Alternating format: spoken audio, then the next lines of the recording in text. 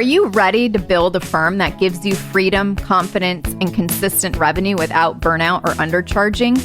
Welcome to the Abundant Accountant Podcast, the show for accounting, tax, bookkeeping, and fractional CFO firm owners.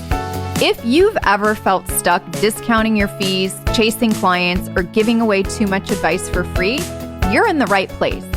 Here at the Abundant Accountant Podcast, we talk about how to have sales mastery, how to charge premium pricing, how to have boundaries that stick so you're in full control with your clients, and how to convert high-value leads into high-paying clients with confidence and ease. Each episode, you're going to hear real success stories, you'll learn sales strategies, and you're going to hear from guest experts who will help you learn how to work a lot less, earn more, and finally create the firm and life that you deserve.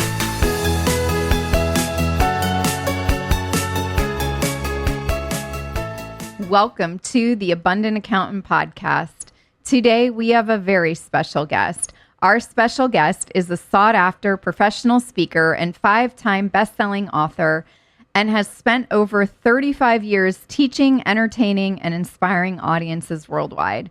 His career has taken him to over 2.5 million miles in the air and allowed him to amass a client list that reads like the who's who of Fortune 500 companies, including Toyota, Disney, NASA, Lilly, and many more. His books have also been featured in USA Today, Harvard Business Review, Publishers Weekly, and many have been translated into over a dozen languages. But before we welcome our special guest to the show, if you are really stuck or have ever gotten off a phone call, a sales call, realizing that you just gave away free advice, you caved in on your price, you gave a discount, or you felt like when it came time to say your price that you had to give a discount, otherwise you weren't going to get the client, you're not alone. Many firm owners have incredible technical skills, but zero structure around your sales and your sales process. And it's costing you thousands of dollars every month. Here at The Abundant Accountant, I help you shift from giving away your time to commanding your value without feeling sleazy or aggressive. So you know the exact words to say and you'll never freeze up ever again. So go to theabundantcall.com to book your strategy session with me and my team, and let's turn those conversations into conversions. As an accountant, most of us have those clients, the ones with manual accounts payable processes that turn into a scavenger hunt each month. It's time to get them on a system that actually supports the way you work. Intuit QuickBooks Bill Pay automates accounts payable in QuickBooks, keeping bills, vendor records, 1099s, and reporting in one place and giving you cleaner data, fewer errors, and far less chasing. With QuickBooks Bill Pay, you can use AI-powered bill pay to upload bills in seconds. With Bill Pay Elite, customize your approval workflows to eliminate bottlenecks and even assign approvals to groups. Plus, QuickBooks Bill Pay offers real-time AP aging and cash flow insights so you can advise your clients more strategically and help them scale safely with strong permissions and safety controls. Learn more at quickbooks.com/accountant bill pay. Again, that's quickbooks.com/accountant bill pay. Terms apply. Money movement services are provided by Intuit Payments, Inc., licensed as a money transmitter by the New York State Department of Financial Services. Welcome to the show, Rob. Great to be here again. Nice to talk to you. It's always awesome to have you here. And I'm very excited for our conversation today because number one, it's just, I love our conversations. And number two, I think many firm owners are really going to, have peace with sales in their firm and knowing what's possible for them. But before we dive into our topic today, I'd love it if you could share who you are and where you're at in the country and what you help and do for a living for those that might not have heard any of our previous episodes. All right. I'm the amazing Rob Jolles. Well, at least I think so. And I live right outside of Washington, D.C. And I have been 32 years on my own, crisscrossing the country and the world, teaching keynotes, workshops, seminars on persuasion, influence, kind of the difference between manipulation and influence. And so I'm a persuasion guy, so I can shape that shop many different ways, but I talk to all kinds of financial firms and police departments and laboratories. Anybody that needs to take an idea and get somebody else to feel like they thought of it, that's when I come down the fire pole. Oh, I love it. I love it. And I guess what would you say to someone, Rob, who thinks in sales you have to convince or persuade? You know, when people think persuasion, it's a negative connotation too, right? Sales, negative. Everything's, just so negative when it comes to these words. What's your take on that? Yeah, well, the first thing I'd say to people is relax. Take it easy for a moment. Listen, there's good salespeople and bad salespeople. There's good doctors and bad doctors. I like to find the good ones. There are good lawyers and bad lawyers. But I need somebody to help interpret the law. Good accountants and bad accountants. But I do need somebody as an entrepreneur to go through my books and make sure I'm doing things the right way. So it annoys me right out of the gate sometimes because I think the sales industry is so beaten up. And particularly on this topic, because not only would I wish people would just kind of lighten up and realize you're kind of bumping into maybe the used car lot where there's some great salespeople, but sometimes we can get beaten up out there a little bit. You're letting your perception kind of cloud, the bigger picture here. And as far as persuasion's concerned, this is my wish list. I'm doing wish lists today. I wish that people would stop being so afraid of that word. It's not a bad word to persuade or influence somebody. If you have a friend who might be drinking too much at a bar, are you too afraid to ask them to put that drink down? Well, it's a life and death situation. That's the same for businesses sometimes. It's not life and death. It's just, okay, you can use an accountant or you can do it on your own. You took a couple classes in college, but not if really when you get audited or when you get fined, maybe then you'll wake up. No, I can't be afraid to persuade. Like you said, your wish list is just to stop being afraid. And I wish people would do the same. But I think today is going to be a really great conversation together because we're going to talk about the types of skills that are necessary for a firm owner to have and maybe integrate in there too. Like, why do you think clients or prospects, I should say, of different firm owners that own an accounting, tax, or bookkeeping firm, they just don't think the people believe them. So that is what's on deck today. So if you're a firm owner and you're listening, make sure to have a pen and paper ready. But Rob, what do you think are some of the necessary skills that a firm owner should have ready to go in their back pocket as it relates to enrolling clients and engaging them in their accounting, tax, or bookkeeping firm? Well, that can take a little while, but let's start at break it down. Yeah, exactly. Let's start at the top. I'm going to tell you something that's so basic, it's almost annoying to have to say it, but there's saying it and then there's doing it. I'm talking about asking questions and listening. And I think, quite frankly, I don't like generalizing, but if I were to, I would think that the more analytical you are, probably the more prone you are to wanting to tell people rather than listen to them. And the fact is, you probably know the answer to many of your questions, but the more the other person talks, the more they're going to trust and like you. And that's not an opinion; that's really a fact. So, what I guess right out of the gate, and it's so basic, is just to get people to remember that they've got to ask questions early on, and open-ended questions. It's not an interrogation; it's a conversation. But allowing the other people to tell you about their firm or their family or whatever it is. I can't tell you how many times when I'm working with a client, I'm in that seat. And, at one point I worked with over 20 different banks at the same time. And I had bankers, telling me, now I'm going to explain to you the way a bank works. And you know what? Out comes a pad and paper and you go ahead and explain it to me, because think of the alternative. No, I'll explain it to you because I've worked with so many banks. I'm smarter than you when it comes to banks. I'll prove it to you. And you know what? I probably could. I wouldn't ever do any business with them, but look how smart I was. I was the smartest guy in the room that day. We have to go back to the basics, and it begins with just keeping those questions open. What, why, how, where, who, and listening, really listening. I know. I always say sales is just a listening, a listening, I don't want to call it game, but it's just listening. And the better listener you are, the easier it is to enroll people into your firm. What do you think the go-to questions are for an accounting, tax, or bookkeeping firm owner that you would say are some of the top 3 or 5 questions that they should always have in their back pocket and ask in any meeting? Oh, if it were that easy, but I'll try. I'll tell you what. Just a few of like your favorites. Yeah, and I'll give you a couple of my favorite. But the reason why it comes with an asterisk, C bottom, and a footnote is because it's going to change based on personality. For instance, I'm going to do just what you said. I'm going to tell you my favorite question.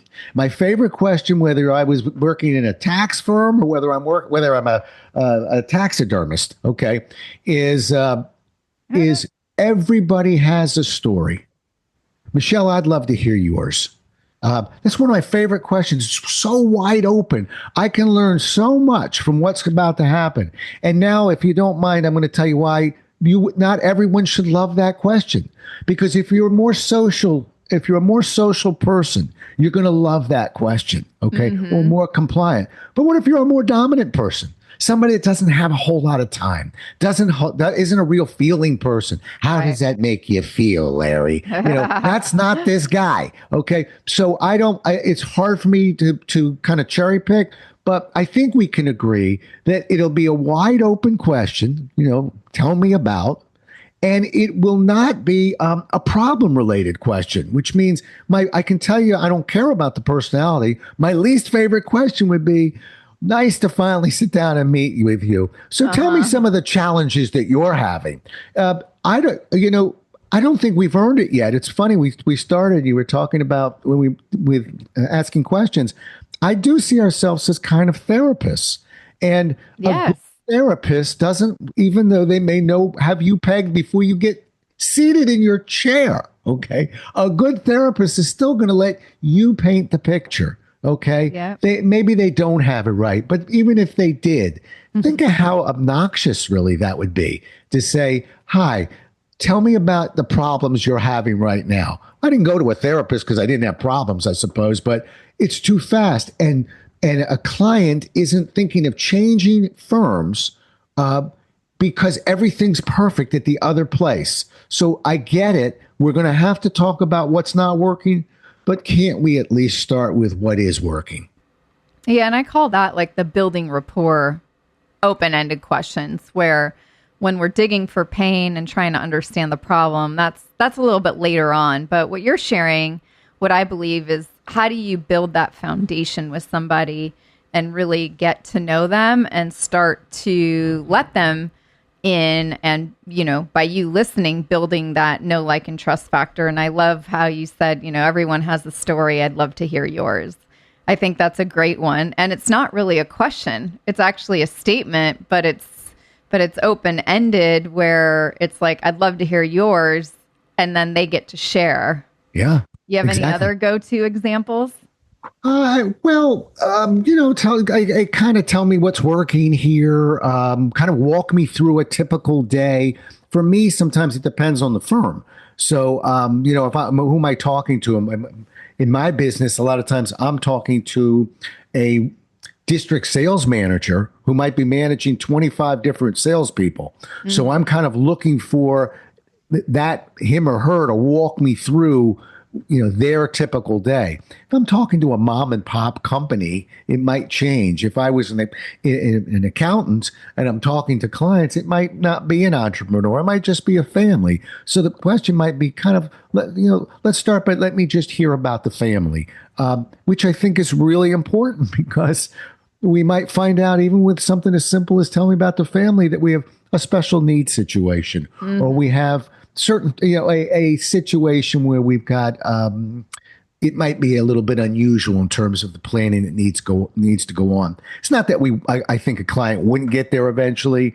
It's that if we just strategically start with letting them answer questions they're more comfortable with, eventually we have to get to the questions that aren't quite so comfortable. But let's just sort of put a pin in it and say, out of the gate, if we keep it open, if we stay off of problems, we don't need to get near what's not working yet.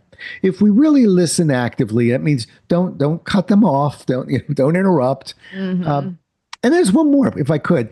Okay. And I always, in my mind, up early on, maybe not the first question, but a couple questions in, I'm trying to begin with the end in mind. Now, I'm not always perfect at this. If I don't know anything about you, I really can't do that. But a lot of times, I may have a sense of what brought you here. Maybe it came off a referral. We picked up certain things. If there's something a solution that I think might be interesting to you, I don't want to talk about the solution, I promise. And I don't want to talk about the problem that solution would address. But I think I can get into the area. And meaning, if I'll give you an example, as a former Xerox guy, when I sold copiers, printers, and things like that, I knew that, there are a lot of different copiers out there, but I knew that mine, and I could prove it, was the easiest to use. That was, I would so badly want somebody to want that on their list of needs. So when I say begin with the end in mind, I could ask clients questions like, just tell me about who typically uses the equipment. That's not going to put off a client or make them feel uncomfortable. I didn't ask if it was a problem, but if you tell me everybody in the office and then some, then I've got an idea of where I may want to go. So if I'm, in an accounting or legal firm, I might be asking questions just in terms of what type of professionals it's a small company perhaps. What type of professionals are you currently working with, or where are you getting your information right now? Again, I'm not saying you have a problem with that. Is that an issue for you? I just want to know where it's coming from. Right. And it gives me an idea of where I might be taking the conversation further. So I think that's always a sort of a subtle one, but begin with the end in mind. Covey said it well, 7 Habits. Begin with the end in mind. Love that. Okay, so we start out by asking strong questions and open-ended questions and listening. What would you say, Rob, is the second probably most important skill necessary that firm owners should have in their toolkit? Second one, let's see. Well, I think they've got to be problem solvers. And, and that means they're going to, when I learned how to problem solve at the University of Maryland, I'm a proud Terp. It's kind of weird. Yes, I love a turtle. It's nothing like a good turtle. But I learned a lot of different things in business. I learned a lot of different things, and I learned statistics. And one of the things I learned was fishbone analysis, for instance, where we were very careful not to just think that we had a problem solved because it looked like another problem. We actually learned to behave like 2-year-olds. Just keep asking, cause why? Cause why? Cause why? But a lot of times we find things that the client can't find. I think that's where we really can call ourselves consultants. A consultant is somebody who just digs in and asks lots of questions. They're not wasting anybody's time, but they're asking cause why, because they want to make sure, let's solve the right problem this time. I'll give you an example real fast, but I remember, and it's an automobile example, but, one of the things that we traditionally didn't and don't like about mechanics sometimes, even when those mechanics are us, is, the battery on the car goes, we put in another battery. Why wouldn't we? I mean, it's the battery died. And yet, if we problem solved and said, well, cause why? Well, maybe something was drawing power away from that battery at an unusual rate. That's called an alternator. And maybe that alternator, so all of a sudden we track back a little bit. So we don't just keep putting a battery in and thinking we've solved the problem. And so now we lift that and put that into a firm. And I think you see where I'm going. The reason why we need wonderful, amazing salespeople, because ultimately they're the ones, the good ones, who are the ones who will ask so many questions and dig so deep that they will solve the right problem the first time, not just solve the problem that the client is telling us to solve. I carry a keychain and it's a circle, a line, and the words order taking on it. I don't want order takers. I want consultants. And that's what a consultant does. No, and I think it's so true. And I think that example or analogy about the car mechanic just wanting to change out a dead battery, it's like, well, is it just because the battery died, or like you said, did something draining the battery quicker? And in that example, the problem solver, or the non-order taker car mechanic, would have said, oh, well, maybe it's the alternator or something else. I actually had a similar issue here in my house, Rob, where I had a leak after these like brand new windows got installed, and I called the guys that install them because they're really great at what they do, and the owner sent his team, and his team was here like, I don't know, 8 hours plus another half day the next day, and they couldn't figure it out. They're like, I do not know where the leak is coming from. And so I said, Max, the owner of the company, I go, can you please come out? Like, you're a problem solver, you'll figure it out. Literally 1 hour later, he's like, it's from the roof. He's like, I can tell there was water. It was going through this old screw that might have been here probably for 10 years. And I'm just like, oh my goodness. And he's like, it's just, he goes, people just don't know how to solve problems anymore. And I was like, yeah, and you're just really good at what you do. He's like, if it was my fault, I would have fixed this, no problem. And you don't have to pay me. But I was willing to come help you figure it out because I can't like rely on anybody else. And water leaks are really hard to trace and figure out they put sandbags on the flat roof. They filled it with water. They were tracking where the water was coming from. Like, we had to create our own little mini rainstorm. But I think that example is just so true because like with Max, he figured out, well, it was the alternator that was pulling more energy from that battery. And in reality, we needed to repair the roof. And that's exactly what we did. So yeah, it's so true. How do you just become the best problem solver for your clients? And that's what they pay you for. Yeah. To me, the best way to do it is to learn how to develop a problem. In other words, and that's kind of a weird way of saying it, but I call them developing probes.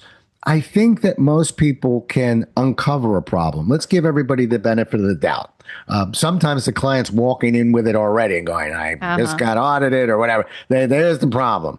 But I think we have to stop being in such a hurry to fix it. and oh, by the way, we can be a lot more persuasive when we do this as well. But the reason why I call them developing probes or develop it is that cause why requires almost a level of improvisation. So many salespeople want to write the questions down that they're going to ask. And actually, you had an earlier question where you said, Rob, give me some of your favorite beginning questions. That we can write down. We actually can lean on those. So I wasn't inventing those. I was thinking of the ones that I've actually written down and used. But when we develop a problem, this is where we really burn calories because it's nothing I can write down. I don't even know if we're actually going to go into this area, but if we do, I can't really keep asking cause why. So I have to be a little bit more nimble. I have to listen and I have to pause. I wish people would actually pause a lot more. You want to demonstrate to the client that you're listening, slow down. So and particularly we're talking about a problem. This is something that's might be keeping that business owner up at night. This is not a party for them. Why are we rushing in with another question so fast? I think it's okay to sit back, kind of grab your chin, think about it for a second, and then naturally just keep going. I mean, let's imagine we're at Starbucks and we're with a very good friend and they've told you that something is not right at home. They're not asking you to solve it for them. They're asking you to listen and maybe help them understand the problem better. So it's a lot of improv. It's a lot of shorter questions rather than long ones. So when that happens, are you often thinking, no, it's just, then what? Who saw that? What did the staff say? How's the client reacting? So I'm trying to be short with my questions. I'm trying to really engage and listen, not think of the next question. I'll pause and process and get to that next question. But it's a very difficult, it's probably the most difficult skill in selling. I agree. I just was talking to my mastermind group about this last week, and we were listening to one of the firm owners' calls, and they just want to jump right in instead of like listen, pause, slow down. And I think the biggest challenge too for many of the firm owners, and maybe you can give your 2 cents on this, is, well, I don't want it to be quiet. What about the dead space? What about the silence? What would you say to someone who's, new to selling and new to this kind of process where listening, pausing, slowing down is actually in your best interest? Right. Well, first thing I say is we have to remember that time is moving a little bit faster than it really is. In other words, it feels like time is really going fast. So when we pause, sometimes people will say, I've actually worked with people. Okay, I need you to pause. I go, all right, Rob, what do you think of this shirt? Good. Now it's like, no, that really wasn't much of to them. It felt like 5 seconds. So one thing is, don't let that inside clock fool you. You're probably, even when you're pausing, going too fast. And the second thing I'd say is that's your clock, not the client's clock. I'm not asking you to stare mindlessly into the client's eyes. I'm asking you to demonstrate what it looks like. If I were playing this part in a play, I would tell that actor, or I would play the role of somebody who is actually thinking and contemplating. And that's not a dead face. That's not a face with no emotion. That's a puzzled face. That's a thinking face. So don't worry about that time. The client isn't going, hey, what's happening? Okay. They get it. You're thinking. We're allowed to think. And two, you might want to just do what you normally do when you think, which is don't forget that the client is probably right in front of you or on screen. It's or on okay. The phone. A lot of my clients do their sales calls on the phone. Yeah, well, okay. To me, it's funny you say on the phone. I don't use the phone much anymore in my business. When it rings, I actually go, what's that? Oh yeah, that's. I don't. And I've got it right here. It works. So I'm not a phone guy. I really, with my clients, I like to see them. I'm not telling you don't use your phone. I'm saying if ever I have a shot, and the client doesn't care, I always want them on screen. I can hand them documents. I can watch their nonverbals and see how my questions are landing on them. So I would also tell your firm owners that if you like being on the phone because it works for you, that's the wrong answer. If you like being on the phone because the client said, I only like talking on the phone, then talk on the phone. But right off the bat, I'm not one who's a fan of the phone. How you like that? Yeah, well, clearly, I'm not a fan of doing podcasts on video either. Every time we get together, I always forget my camera on going, where are you? Rob, I don't like being, I'm not going to be on camera. Okay, I turned but yeah, immediately when I do a podcast as a host, my clients are always on screen. I want to see them and watch them. Yeah, no, I'm all about the phone. I like to have my notes. I like to be able to listen 100%. And if I'm trying to do anything with video, I can't be 100% a great listener. I can't do like like we just talked about. I need to listen, pause, slow down. I feel like on the phone, it's just the way to go. Now, once they become a client, they're a prospect, they engage with us, and now we're going to work with them. Then we do a lot of video. But until then, 100% phone. Like I said, if that's what the client wants, then I'm all for it. But I worked with a law firm one time where the guy was telling me, I remember what he was saying. We were just talking about where he likes to sit. And he said, when somebody comes in my office, I'm on this side of the desk and the client's over there. And I said, okay, good. But who's the client again? And so he's like, well, so what if the client is social? What if they don't like that? I mean, the last time I heard you brought me in because you wanted to sell more. Why not have a round table or a chair on the other side? And if you have a social client coming in, maybe it's uncomfortable for the lawyer, but if it's comfortable for the client, I'm going to come sit on the other side. So, it's funny. It's the second time we sort of bumped into this question of personality. I'm not a big Myers-Briggs fan, although I have a trainer that's certified. It works for me in it. I'm more of a DISC person because it's a little bit easier. Inkscape. But it took me probably about 20 years. I have really learned to embrace particularly a shorter model because I've got to get out of my own head and remember that the end of the day, I'm trying to make this person a client. And whatever makes them more comfortable, that's what I'm doing today. Through my questions, seating, you name it. Yep. No, I love that. Well, again, for the firm owners listening, choose whichever method works best for you. You got to try it on, right? So these are all really important skills that are necessary for any firm owner, Rob. And, we have asking questions and making sure we're a really good listener, and always starting with those rapport building questions first before we dig into the pain questions. And then really being a problem solver, not just being an order taker, and learning how to be the car mechanic that's the problem solver, not the one that's just going to change out a battery, but really find where is that root cause coming from. There you go. What other skill do you feel is probably the next necessary one if we were to say, these are the 3 for today? Because otherwise, I know Rob and I could be here for the next hour talking. That's true.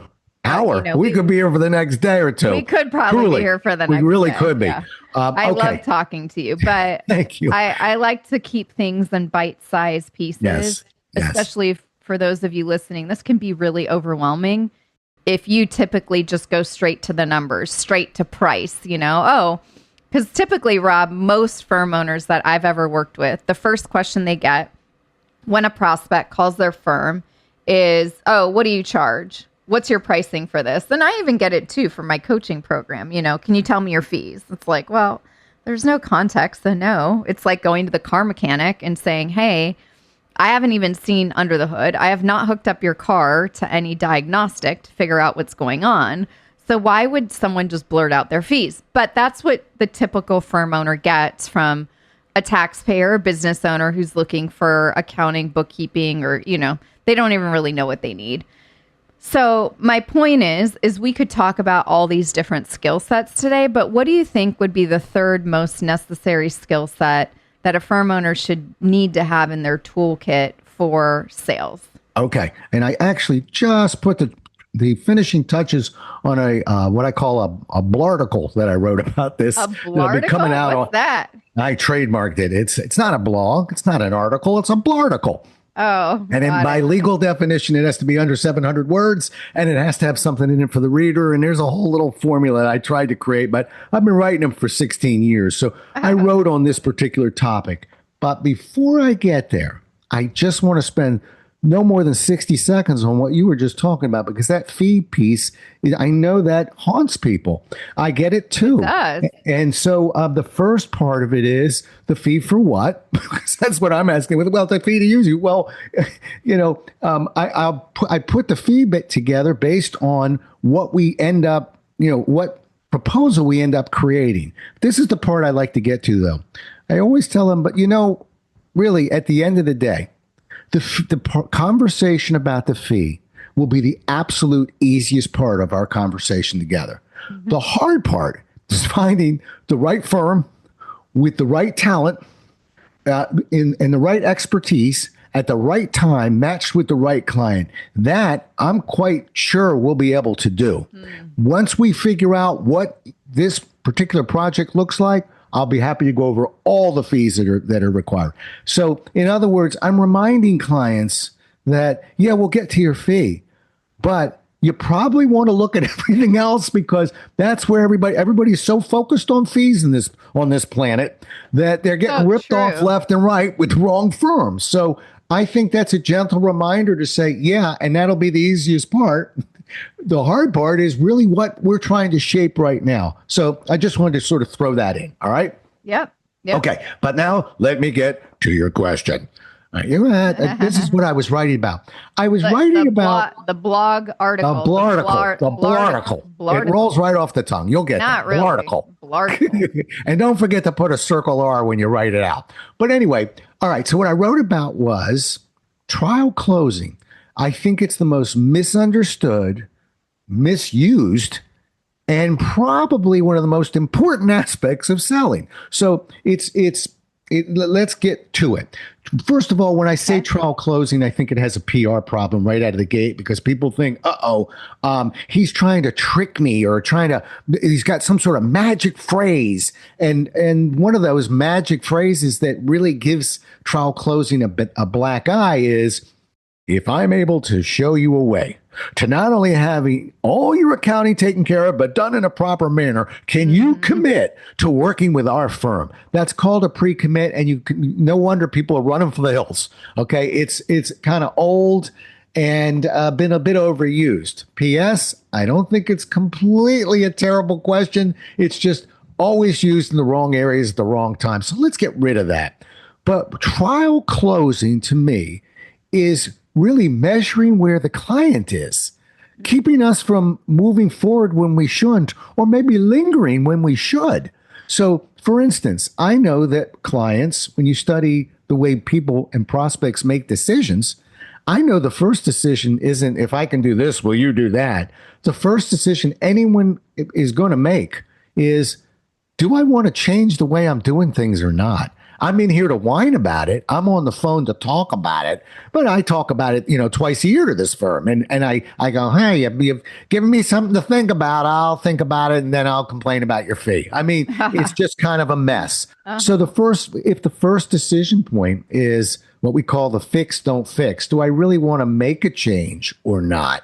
Right. Then when we've problem solved, when we've asked those tougher questions, when somebody said, the impact of this could be devastating for this part of the firm and that part of the firm, and really put us behind the eight ball to put in a trial close, like, do you think it's worthwhile then to look at some other ideas today? Or is this something you're committed to changing? The client or the prospect is going to say one or two things. Yes, I do, or no, I don't. If they say, yes, I do, let's giddy up and figure out what this solution needs to look like. And if somebody says, no, I don't, then why would you want to talk about a solution right now? I mean, it's not that I'm walking out the door, but ladies and gentlemen, we have an objection.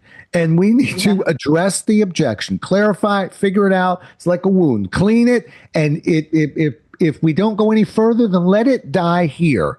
But trial closes keep us from wasting time. And last point about this, for anybody who's been working on their own or in a firm for more than 2 months, I'm not asking you if, I'm asking you, just think about when the last time you spent a great deal of time pulling resources together and numbers and people and not only did you not get the business, you realized later on you were never going to get that person's business.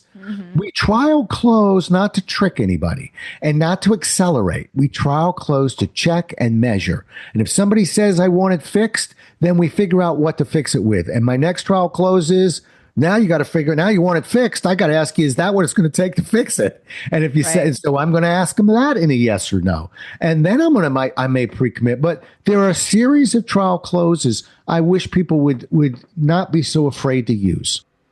Yeah, no, it's so true. And one of the ones I like to ask is, why is this important for you to solve right now? And I'll make it more specific based on what the firm owner told me, but typically it's about their sales problems. So it'd be like, why is it important for you now to stop undercharging, to be able to convert these leads into paying clients so, you can quit your job and not have to rely on a paycheck every 2 weeks? Like, why right now? And that I feel like is important because it's kind of similar to your question, is this something you're committed to changing? It's like, yeah, you have the commitment, but why is that an important thing for you to do right now? Why not another 6 months from now? And if that was the case, then it's not somebody I would want to work with because I work with firm owners who are sick and tired of the way things have been going, right? And I'm sure you're like that with the clients that you work with. Yep. Yes. Yeah. Okay. There's no doubt about it. And the funny thing is, remember the first one I started with, the horrible one? If I could show you a way to diddly do, well, you did this than me, and no one likes it. Yeah. But you know something? When I did some work with IBM when I was at Xerox, IBM put a pre-commit in their opening tactic. I'm not beating them up. I'm just saying, welcome to the 80s in IBM, when they thought, name will carry the day. That's kind of arrogant. They changed, not beating up IBM. But what I'm saying is, if we're near the end And in fact, and this is just a style issue, but if we get to where where you've just laid things out, or somebody's trying to, I forgot the example you used, but you put out an example. I'm not so sure I'm going to shy away from a question like, Michelle, I'm going to ask you a question you might have heard a few times, and you might have asked a couple of your clients. But if I could show you a way to do that and prove to you we can do it better than any other firm in town, is there any reason why you wouldn't give us a realistic shot of working with you? And in the South, we refer to that as perfuming a pig. Okay, it's still a pre-commit, but it's in a better location, and there's some logic behind it. Welcome to trial closing. Yeah, and I think it's like, maybe don't call it a trial close. You're just asking a question to gauge someone's intent of wanting to fix whatever problem it is that you solve when you get to asking open-ended problem questions and listening really well. Because you're not looking to work with a tire kicker. You're not looking to work with someone just based on price, but it's more about that problem gets resolved. Why is that becoming an important thing for them? What is their motivation? What is their why? How will their life change because of that? Yeah, well said. The funny thing is, particularly in the financial industry, and I'm not sure about the industry that you represent, but in the financial industry, there are countless examples of wholesalers and firms that are trying to do business that are offering to do things for clients. We're going to send you to Marco Island. You can get to come to this meeting. We're going to say, do this, provide you with that. It's wonderful stuff. Sometimes support them financially, help them with a program we'll represent and come to your firm.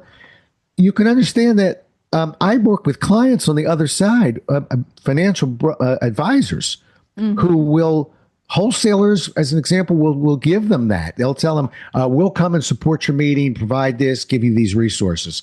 And I'm training the other side of it and saying, do you give them your business? And they go, they're laughing and going, no, usually we don't. But if they want to pay for our meeting or come and, provide this resource, I'm not going to say no. Well, that's one of the reasons why a pre-commit late in the game may exist, not for everyone.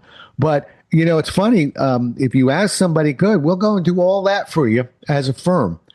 If we do that, are you in a position, and do it the right way? Are you in a position to commit to this? Like I said, I don't think we should be so afraid of that particular question, but the good news is there are many other trial closes that we can use. Funny, I'm fixated on the ugliest one right now. Which one? That pre-commit. If I can do this, will you do that? If we support your company and provide that booth at the whatever party you got there and financially support this end of your business as well, can you commit to doing bang, bang, and bang? That's where, for instance, a pre-commit, I think, really can exist. So it's watch where we use it. And for anybody listening, if you go, I just hate that one, don't use that one. Right. But please you might want to trial whether in fact somebody is really committed to change. Just because they're whining about it doesn't mean they are. And also you might want to make sure you understand their list of needs before you go solving it. And that's a trial that could fit in there too. 100%. Yeah. I'm fully aligned. So, Rob, thank you so much for sharing these main important skills necessary for a firm owner to have in their back pocket as it relates to their sales conversations and enrolling clients into their firm. Is there anything else? I know we could be here for hours, but on these three that you want to share that maybe we didn't talk about yet, as far as necessary for a firm owner to have in their back pocket where they can really become the best question asker, problem solver, and listener that they can be? Funny you should ask. Yes, of course. I just go to the Jolles well. Let's see what's coming out today. Bing. Well, I will tell you this, and we just nick this for a moment, but I spent most of my career, 32 on my own, 10 with Xerox, telling people what to say. I just threw out words. Here's what to say on that pre-commit. I know it's ugly, but use it. I think maybe the last point we have to remind ourselves is not always what we say, but how we say it. One of my favorite quotes of mine. But sometimes when you're writing a book, you really, there's a few things that you may have 50,000 words, but there's one or two sentences that you like. And Yep. one of mine was, it's not the words that often betray us, it's the tune. And meaning particularly if we're going to ask those more difficult questions, you have to ask them in an empathetic manner. You can't just rattle them out like a machine gun. You're asking people about some sensitive things. So I'm not just going to tell you that it's important. I'm going to tell you one of the best ways to do it, to find your tune. Well, I'll give you a couple ways. The first way is tell the truth. I mean it. The absolute easiest way to be believed is tell the truth.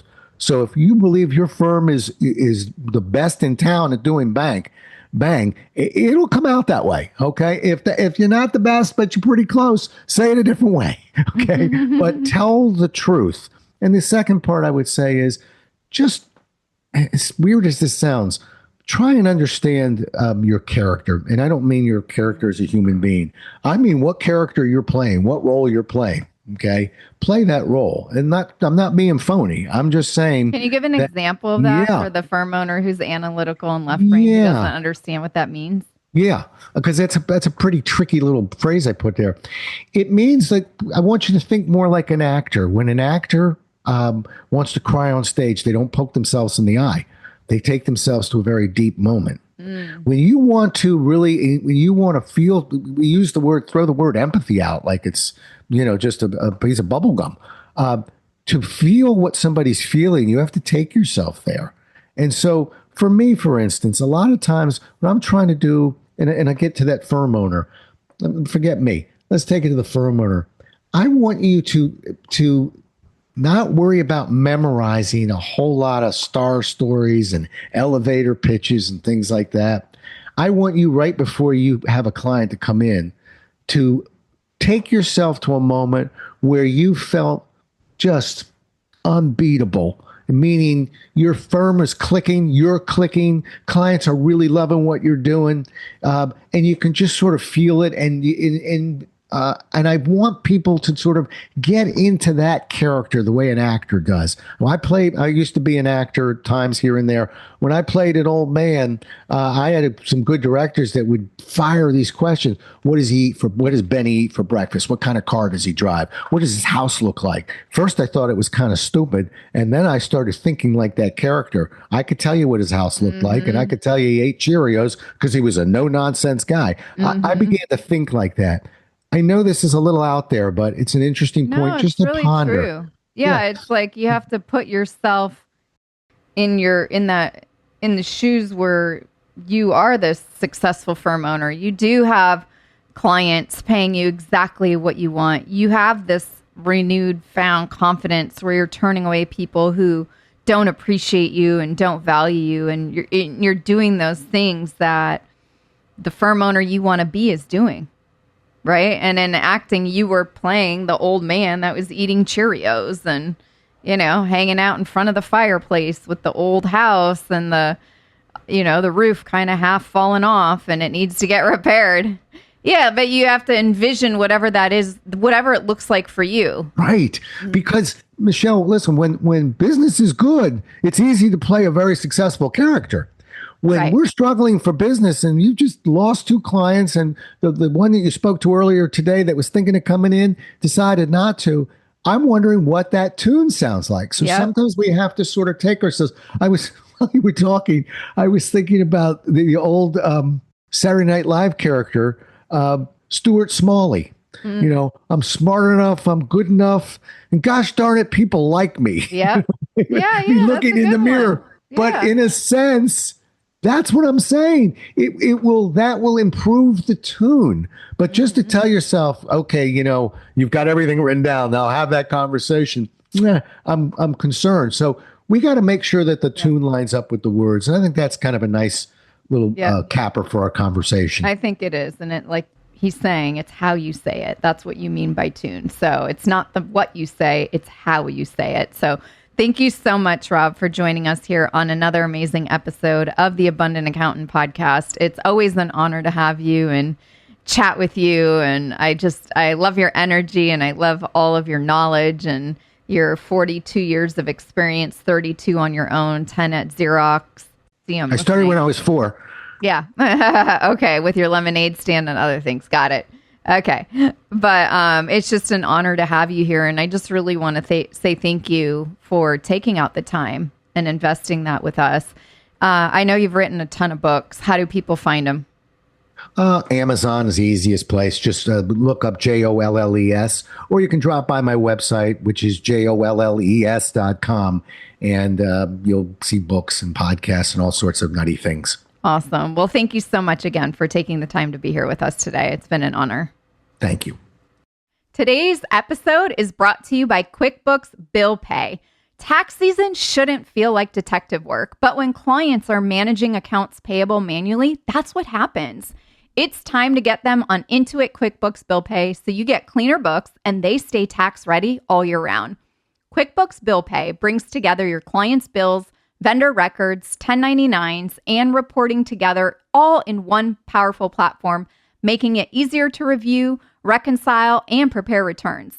Depending on your QuickBooks Bill Pay plan, you can leverage AI to ingest and pay bills in minutes, set roles and permissions, audit trails, vendor verification, and fraud prevention checks.